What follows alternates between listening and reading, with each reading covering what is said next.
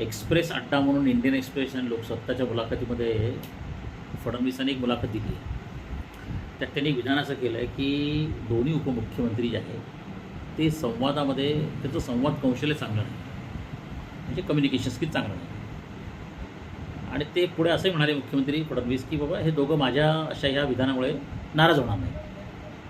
आता ह्याच्यावर पण चर्चा झाली की हे राजकीय डावपेच आहेत का मेसेज आहे वगैरे वगैरे. आता दादा जे आहेत ना ते व्यावहारिक पुरोगामी विचारातून आलेले आहेत. त्यांचा स्वभाव असा आहे ना की हे काम होणार आहे की नाही होणार आहे स्पष्ट सांगतात.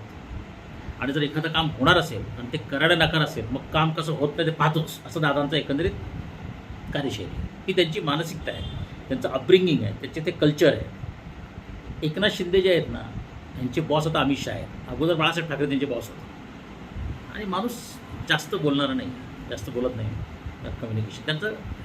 फडणवीस संघाच्या संस्कारातून आलेले, त्यांच्या मानगुटीवर चारित्र्याचं भूत बसलेलं आहे. त्यांच्याकडे कुठलंही काम घेऊन गेलात ना की त्या व्यक्तीचं चारित्र्य बघतात. अजितदादा वगैरे चारित्र्याचं वगैरे काय बघत नाही खास. ते दारू पिणारा याचे दोन बायका वगैरे ते काही फरक पडत नाही. काम झालं पाहिजे, विषय संपला. व्यक्तीच्या चारित्र्याशी त्यांना काही घेणं नाही. संघाच्या संस्कारातून आलेले फडणवीस चारित्र्याबद्दल बोलतात. आणि शिंदे हे आनंद दिघेचे शिष्य आहेत आणि बाळासाहेब ठाकरेचा आदेश याच्यातून अपब्रिंगिंग झालेला माणूस आहे. आणि वैयक्तिक त्याचं ते जेवढं आहे तेवढं, पण हा माणूस नशिबान आहे एकनाथ शिंदे. या माणसाचं नशिबात प्रत्येक गोष्ट जे पथ्यावरच पडत राहते. असतात काही लोक असे की ते त्यांना कसे टाकलं तर ते बरोबर 4 पार उभे राहतात. तर त्यांचं आता संवाद कौशल्य या तिघाचं कसं शक्य आहे मला सांगा.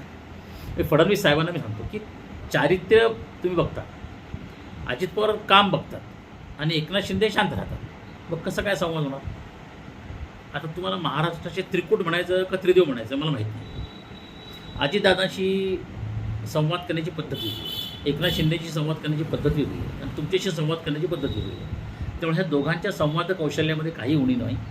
आणि कम्युनिकेशन स्किल कोणाचं कसं आहे याची एक सायंटिफिक टेस्ट असते, ती तुम्ही काही घेतलेलं नाही.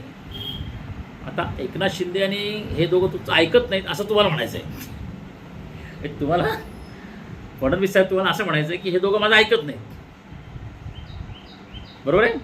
एक माझी मुख्यमंत्री आहे, एक तुम्ही माझी मुख्यमंत्री आणि एकाला भावी मुख्यमंत्री आहे. हे दोघं तुमचं ऐकत नाहीत हा खरं तुम्हाला मेसेज द्यायचा आहे. पण तुमचं असं म्हणणं आहे की संवाद कौशल्य ते चांगले नाही आहे. आणि तुम्ही शरद पवारचं कौतुक केलं. शरद पवारचं संवाद कौशल्य फार अफलातून आहे. ते ज्याला जे सांगायचं त्याला ते सांगत नाही, ते तिसऱ्याला सांगतात. आणि तिसरा मग चौथ्या माणसाला जाऊन सांगतो की तू याला सांग. आणि साहेबांचं संवाद कौशल्य हा एक वेगळा अभ्यासाचा विषय आहे. म्हणजे त्याचा फार अभ्यास केला आहे. तर फडणवीस साहेब एकनाथ